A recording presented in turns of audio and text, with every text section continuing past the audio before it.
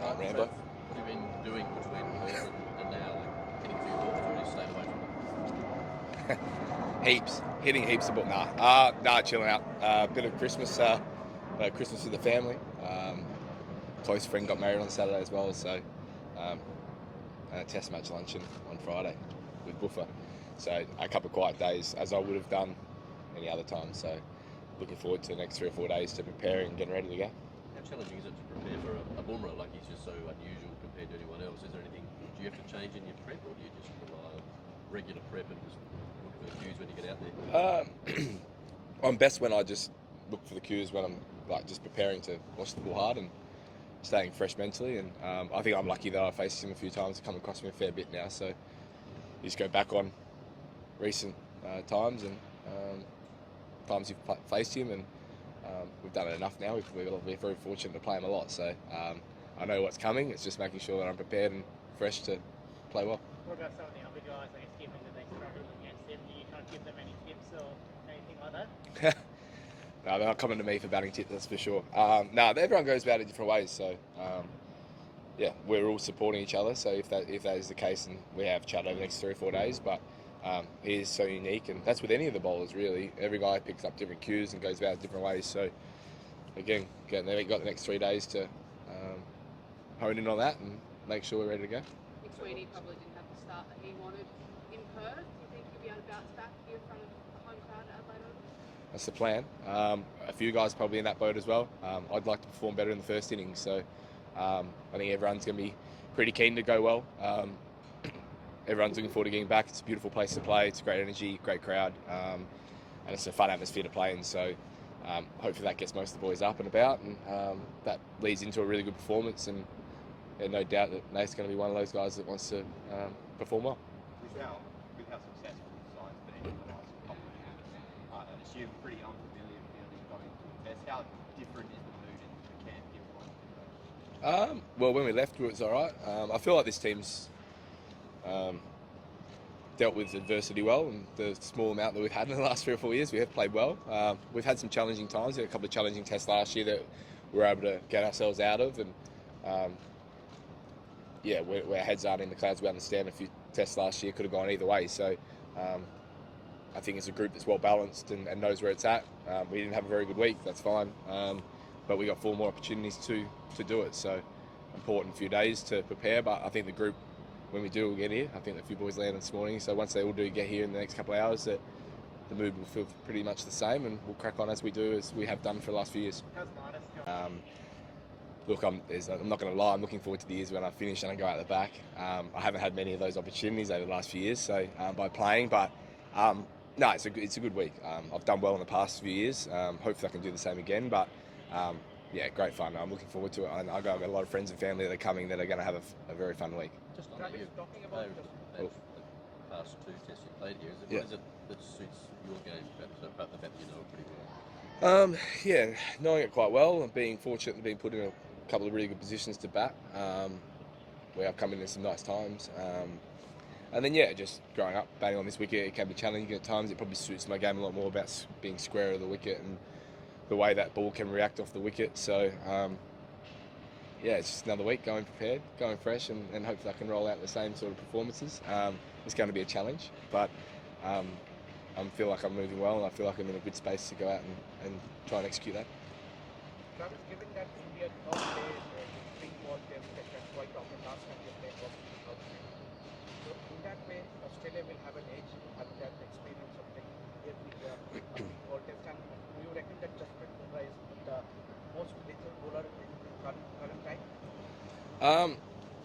Yeah, it's been a long time since we played one though. It's been a year since we played a ping pong test, and India got another look at it last night. So everyone's well experienced enough, especially that team as well, that and you're at international level, I think you can get accustomed to things pretty quickly. I don't think it would take them long to be prepared for it, and same as us. So, and then yeah, Jasper's going to go down as probably one of the greatest fast bowlers to play the game. I think we're finding that at the moment, how challenging he can be, and it's nice to play against that. It's going to be nice to go back and look at your back of your career and go tell the grandkids that you faced him. So not a bad series to play with him. So hopefully I don't have to face him a few more times, but he has been challenging. Obviously, every test match is motivating. And I don't think we need to, and I don't think we'll talk about that as such. I don't think we'll dive into that and I don't think this group's motivated as such as those sort of things, trying to find motivation. I think it's always there playing for Australia. We had it last week, we just weren't quite good enough.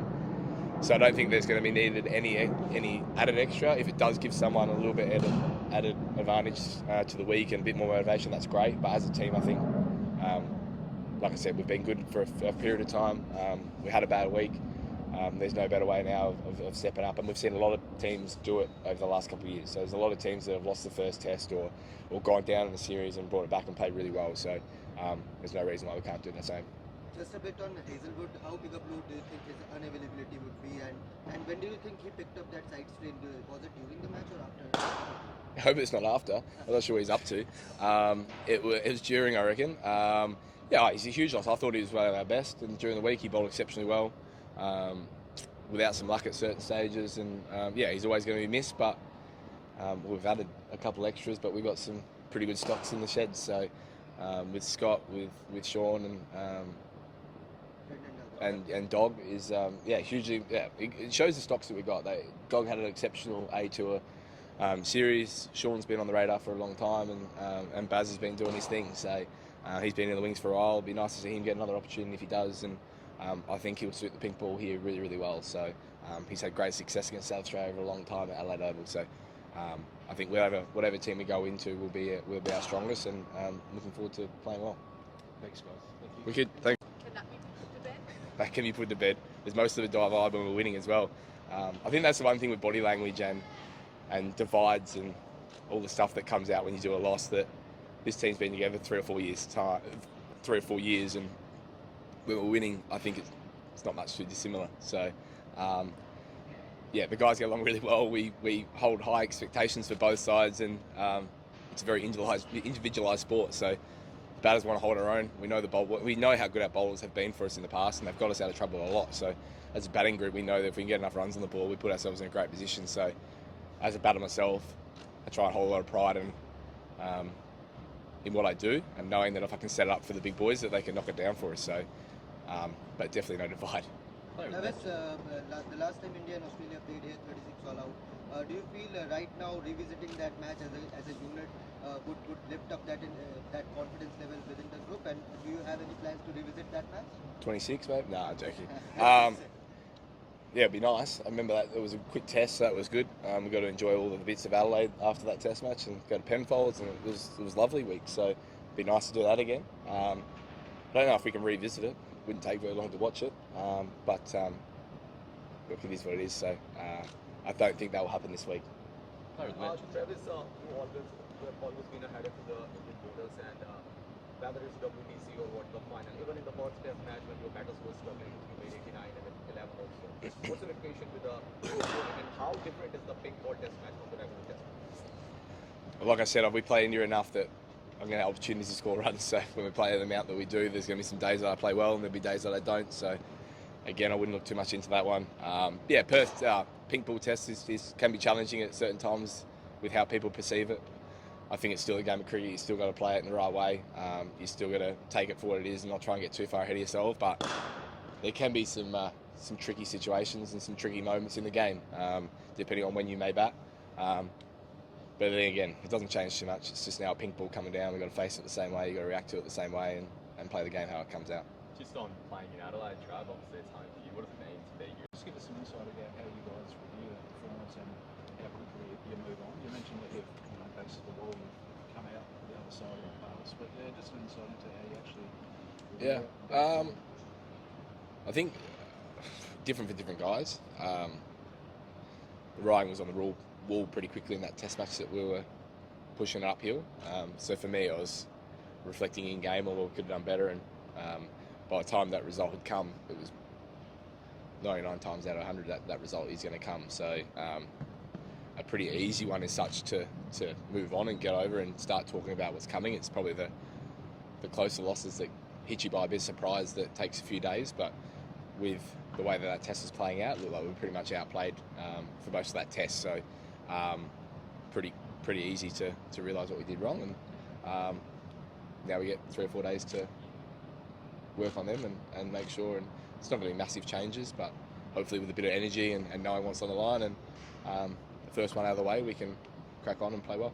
You feel like you might have been a bit underdone by the team here, given some guys didn't play a lot of cricket in the lead up to it?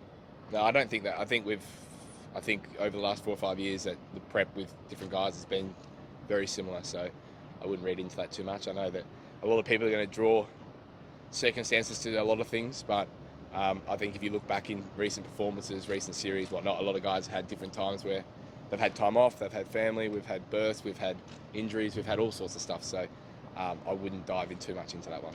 Travis, During